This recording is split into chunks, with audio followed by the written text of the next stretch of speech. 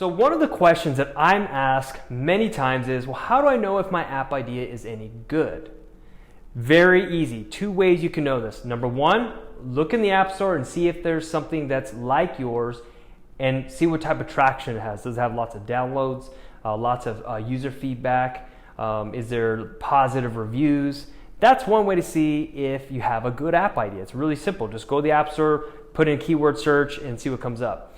Now, on the flip side, there may be a response that, well, my app idea is not in the App Store. I haven't seen it. There's not an app idea like mine. There's probably a very good reason why. It's not complicated. It's not that you're the first one there that's ever thought of it. I can guarantee that. What it is two things. One is a technical limitation, or two, it violates some terms and conditions of the app stores. That's it. If it's not in there, that's the reason why. It's not that you're such an amazing genius, and I don't mean that in a rude way. I'm just saying it's not that you're just like this brilliant idea no one's ever thought of. That's probably why.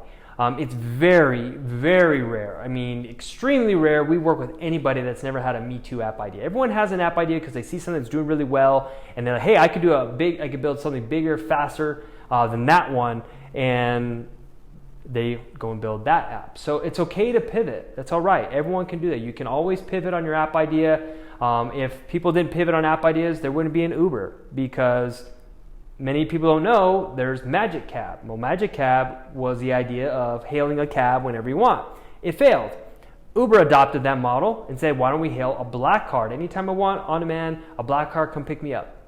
That's how it all started, okay? So it's okay. So make sure you do your research. Look in the App Store, see if it's there, and see what type of feedback there is. And if there's positive feedback and negative feedback, which is important, take that negative feedback and see how you can make yours better by correcting what that app is missing. Okay, so those are two ways to work with App Store reviews, but that's the first one, is to make sure you have a good app idea is just do some market research. It'll take you an hour tops, okay? If after that time you spent, you're not getting a good feeling, it's okay. Come up with something new.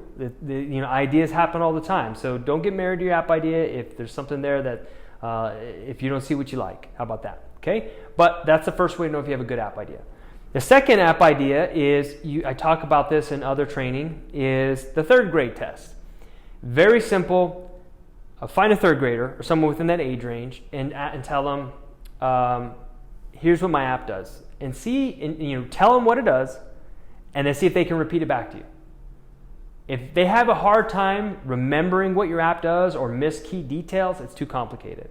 Complicated apps rarely do well in the App Store. The reason why they rarely do well is because a lot of people honestly don't want to spend the time learning how to use your app. They want to open it up, do what it says it's going to do, and use it right away. If it doesn't, they're going to delete it. You'll never get them back. So you got to make it simple. So if you can give it to a third grader and say, hey, my app it'll help people find haircuts on demand, and they'll come and cut your hair at your house and just pay them at home. So what do you think of that app idea? And how would you explain that app idea?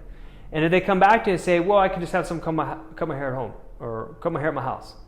Simple. You get it. But if you're like, I have this app where we're going to handle all the logistics of shipping on demand, so that way we can connect all the shipping carriers and they all show up at your house and you can pick times and dates, and this long, complex idea, they're going to look at you like, what are you talking about? Okay? So make it simple. Third grade test. Even another one, if you want to do the third grade test, do like the 75, 80-year-old test. Ask a grandparent. They're just as similar in technical mindset. I don't know if that's the right word, but someone that's older that really did grow up on technology, they barely even use a smartphone. They maybe not even have a smartphone. Ask them about your app idea, see if they get it. So you just want to speak to people that it's a very foreign subject to them, and see if they can repeat it back to you very simply. I would start with a third grade test, probably because someone that's elderly, they're going to get the general idea. So third grade test, and then speak to someone that's older. Now, if that comes back good and they explain it to you very quickly and easily, well, you have a great app idea. You did your market research in the App Store. You found something that you can build on. You do the third grade test, or the senior test, we'll call it now, and they understand it right away and be able to repeat it back to you very quickly. You got a good app idea, so you have good chance of seeing that become a reality. So from that point, what you want to do is you want to contact our company, schedule an interview, or schedule an appointment, I should say, so we can go ahead, evaluate your app idea, help you refine it further, and then see if it's going to be a good fit for our program so we can jump on board with you, accelerate your success, and invest in the startup costs of or development costs of your app idea. So these are the ways that you can take some time to figure out if you have a good app idea. If it passes all the tests that I explained here in this video, you have a good app idea, contact us, and we'll make sure to help you get it in the App Store fast.